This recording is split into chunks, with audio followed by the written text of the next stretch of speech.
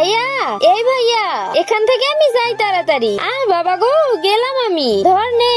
আরে কি করলাম আমি এটা? দাঁড়া, তোকে তো আজকে আমি। আরে প্রিয়া, দাঁড়াও, আমি ফ্রেশ হয়ে আসি। ও মা, রনির কি হয়েছে? কি হবে আবার? তোমাকে দেখে ফ্রেশ হচ্ছে? ধুরু পাগলি, দেখেছো রনি এদিকে কত সাবান দিতেছে। যাই, আমি বাড়ি থেকে চলে যাই, এরা দুজনেই থাকুক। ভাইয়া, আমি জমিতে গেলাম। যাস না, বাড়িতে থাক। আমার কাছে টাকা নেই, জমি থেকে কিছু তুলে নিয়ে গিয়ে বিক্রি করে টাকা বের করতে হবে। এই রিয়া, কি করতেছো? যেও না। আমি থাকতে তোমরা প্রেম করতে পারবে কি? থাকো। এরপর প্রিয়া এসে রনের সঙ্গে লেগে ভুড়ি পরিষ্কার করতেছিল আর গল্প করতেছিল।